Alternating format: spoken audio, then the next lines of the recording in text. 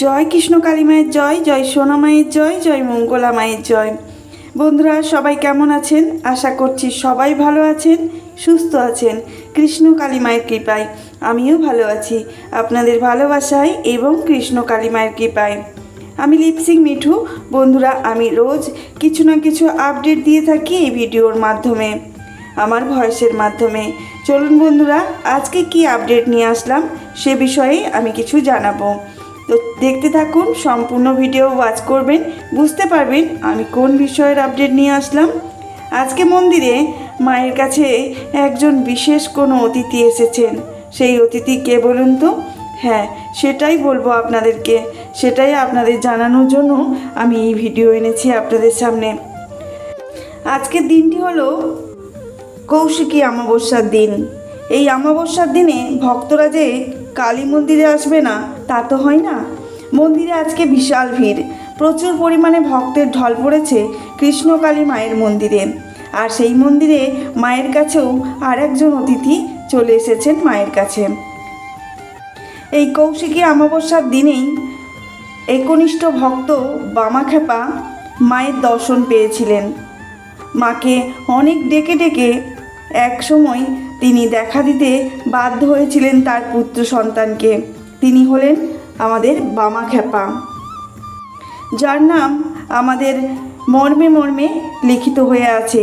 বামাখ্যাপা হলেন আমাদের তারা মায়ের একনিষ্ঠ পুত্র। মা আর ছেলের সম্পর্ক যেমন হয় ঠিক সেইভাবেই আমাদের বামাখ্যাপা তারা মাকে পূজিত করে থাকতেন। সেই বামাখ্যাপার বিষয়ে আমি কিছু আগে বলে নিই, তারপরে সেই অতিথির বিষয়ে আপনাদের জানাবো। বামাখ্যাপা ছিলেন মা তারার একনিষ্ঠ ভক্ত। তিনি মাকে নিজের বড় মা বলে ডাকতেন এবং তাদের সম্পর্ক ছিল যেন এক মা ও তার সন্তান। তিনি মন্দিরে প্রচলিত নিয়মকানুন কিছুই মানতেন না, যেমন আমাদের মঙ্গলা মা। তিনি তেনার নিজের ভাবে পুজো করে থাকেন আমাদের কৃষ্ণ কালী মাকে। যারা সত্যিকার ভক্ত হন তারা কোনো পুঁজিপুঁথি বা পৈতে মন্ত্র দ্বারা মাকে সেবা করেন না, মাকে পুজোতি করেন না।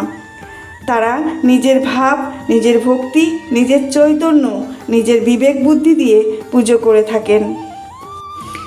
একবার বামাখ্যাপা তিনি দেবীকে ভোগ নিবেদন করার আগে সেই প্রসাদ চেখে দেখেন। এতে পুরোহিতরা ক্ষিপ্ত হয়, তাকে মারধর করে, মন্দির থেকে তাড়িয়েও দেন। এই ঘটনায় বামাখ্যাপা অভিমান করে মন্দির ছেড়ে চলে যান। কথিত আছে সেই রাতেই মা তারা নাটোরের তৎকালীন মহারানীকে স্বপ্ন দেখা দেন এবং তাকে নির্দেশ দেন যে বামাখ্যাপাকে তিনি যেন ফিরিয়ে নিয়ে আসেন মন্দিরে। তারপর তেনাকে যেন পুজোর দায়িত্ব দেন। মায়ের স্বপ্নাদেশ পেয়ে মহারানী ব্যাকুল হয়ে ওঠেন। তৎক্ষণাৎ মহারানী বামাখ্যাপাকে খুঁজে বের করে আনার চেষ্টা করেন। প্রহরীদের দায়িত্ব দেন সেই বামাখ্যাপাকে খুঁজে মন্দিরে নিয়ে আসার। পরের দিন বামাখ্যাপাকে সসম্মানে ফিরিয়ে আনা হয় মন্দিরে। তারপর থেকে মন্দিরের পুজোর আগে বামাখ্যাপাকে নৈবেদ্য দেওয়া হতো, কারণ তিনি আগে চেখে তারপরে মাকে নিবেদন করতেন। আমাদের অভূতপূর্ব একটা ঘটনা আছে আমাদের কৃষ্ণকালী মায়ের মন্দিরে। আমাদের মঙ্গলা মাও হয়তো অজান্তেই তিনি এই ঘটনা ঘটিয়েছিলেন। তাতে অনেক কটু কথা শুনতে হয়েছিল আমাদের মঙ্গলা মাকে। তাই বলে তিনি থেমে থাকেননি। যেমন আমাদের বামাখ্যাপা ছিলেন, তিনি নিজের ইচ্ছে অনুযায়ী পুজো অর্চনা করে থাকতেন, সেই একইভাবে আমাদের মঙ্গলা মাও করে থাকেন। এতে পাপ পুণ্যটা তিনিই বিচার করবেন, যেনাকে তিনি মন ভক্তি ভরে পুজো করে যাচ্ছেন। বামাখ্যাপার এই পাগলামি সত্যি বিস্ময়কর বিষয়। মা এই পাগলামিতেই তুষ্ট। তিনি চান তিনি ওই ভক্তই যেন তাকে পুজো অর্চনা করে থাকেন, তার নৈবেদ্য ভোগ তাকে গ্রহণ করান। এই মা ছেলের সম্পর্ক থেকেই বোঝা যায় কেন মা তারা বামাখ্যাপাকে এই বিশেষ দিনে দর্শন দিয়েছিলেন। বামাখ্যাপা গভীর ভক্তি ও সাধনার মাধ্যমে মা তারার কৃপা লাভ করেছিলেন।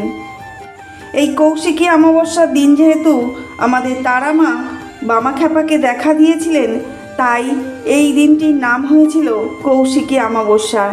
আর যার জন্য কৌশিকী অমাবস্যার মাহাত্ম্য আরও বেড়ে ওঠে আমাদের বামাখ্যাপার জন্য। সেই রকমই আমাদের কৃষ্ণকালী মায়ের নাম যে চারিদিকে ছড়িয়ে রয়েছে, সেটার বিশেষত্ব হলো আমাদের মঙ্গলা মা।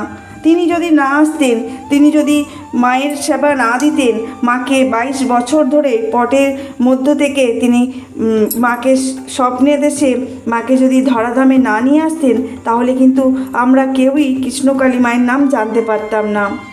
বামাখ্যাপার জন্য যেমন আমরা তারা মাকে চিনেছি, সেরকম আমরা কৃষ্ণকালী মাকে আমাদের মঙ্গলা মায়ের জন্য চিনেছি। মঙ্গলা মায়ের জন্যই আমরা এত উপকৃত হচ্ছি, এত রোগী জ্বালা ব্যাধি সব সুস্থ হচ্ছে, ডাক্তার ফেরত মানুষরাও এখানে এসে সুস্থ হয়ে যাচ্ছেন। এক ভক্তমা এসেছেন আজকে, তার বাচ্চাটি মাঝে মাঝেই অজ্ঞান হয়ে যেত, সুগার ফল্ট হতো। জানি না ওটা কী ধরনের রোগ, তবে এইটুকু সুন্দর ফুটফুটে বাচ্চার মধ্যে যদি এত বড় একটা রোগের আস্তরণ থাকে, তাহলে সেই বাচ্চাকে সুস্থ করার দায়িত্ব কার? ডাক্তারের। কিন্তু সেই ডাক্তারই যদি জবাব দিয়ে দেন যে তার হাতে কিছুই নেই, ভগবান ছাড়া কোনো আশ্রয় নেই, তাহলে বলুন আমাদের কৃষ্ণকালী মায়ের নাম জপ করে তার মা বাবা সুস্থ করে রেখেছেন তাদের বাচ্চাকে। আমাদের সবই মায়ের কৃপা। আর যে কথাটা আমি বলতে এসেছিলাম, আপডেট দেওয়ার কথা, যে আমি কৃষ্ণকালী মায়ের মন্দিরে যে আপডেট দিচ্ছি, সেটা একজন নতুন অতিথি এসেছেন আমাদের কৃষ্ণকালী মায়ের মন্দিরে। তিনি হলেন আমাদের যে গোপাল বসে আছেন স্বয়ং। আমাদের কৌশিকী অমাবস্যার দিনে এই নতুন অতিথি আমাদের মন্দিরে এসেছেন। মন্দিরে অনেক গোপালই আছেন, তার মধ্যে আজকে একটা সুন্দর দিনে, আজকে একটা মহত্তর দিনে, কৌশিকী অমাবস্যার দিনে গোপাল স্বয়ং এসেছে। আর গোপালের সাথে সাথেই এসেছে তার ভোগ। সত্যি কত আশ্চর্যজনক! ভোগটা নিয়ে দাঁড়িয়েছিলেন ভক্ত, কিন্তু দেওয়ার ইচ্ছে ছিল না আমাদের মঙ্গলা মায়ের। দেখুন, গোপাল এসেছে তখনই মনে হলো ওই ভোগটা আমি গোপালকে নিবেদন করব। এটা একটা ভীষণ একটা আশ্চর্যজনক ঘটনা, তাই না?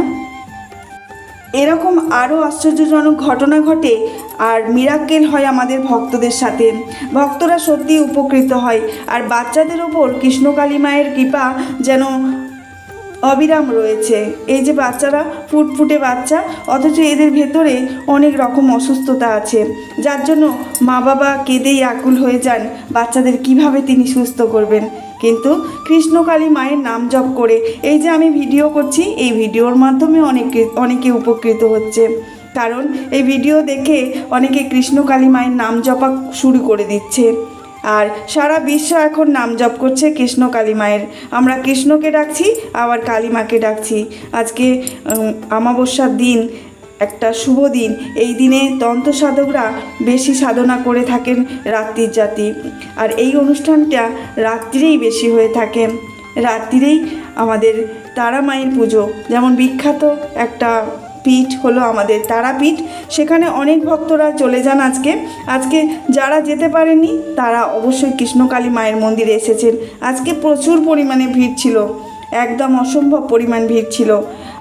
কৌশিকী অমাবস্যার দিনে বামাখ্যাপা তারাপীঠের মহাশ্মশানে গিয়ে সিদ্ধিলাভ করেছিলেন।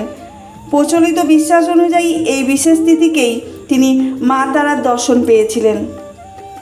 ভাদ্র মাসের অমাবস্যাতে কৌশিকী অমাবস্যা বলা হয়। পুরাণ অনুযায়ী দেবী পার্বতী এই তিথিতেই তার গাত্রকোষ থেকে এক কৃষ্ণবর্ণা দেবীর সৃষ্টি করেন, যার নাম কৌশিকী। এই দেবী কৌশিকী শুম্ভ এবং নিশুম্ভ নামে দুই অসুরকে বধ করেছিলেন, দেবলোককে রক্ষা করেছিলেন। তাই এই অমাবস্যাকে কৌশিকী অমাবস্যা বা তারারাত্রি বলা হয়। তন্ত্র সাধকদের জন্য এই দিনটি খুব গুরুত্বপূর্ণ। বিশ্বাস করা হয় যে এই রাতে স্বর্গ ও নরকের দ্বার একসঙ্গে উন্মুক্ত হয় এবং সাধকরা কঠোর তপস্যার মাধ্যমে তাদের অভীষ্ট সিদ্ধিলাভ করতে পারেন। কৌশিকী অমাবস্যার মাহাত্ম্য এটুকুই। ভালো থাকবেন, সুস্থ থাকবেন। জয় কৃষ্ণ কালী মায়ের জয়।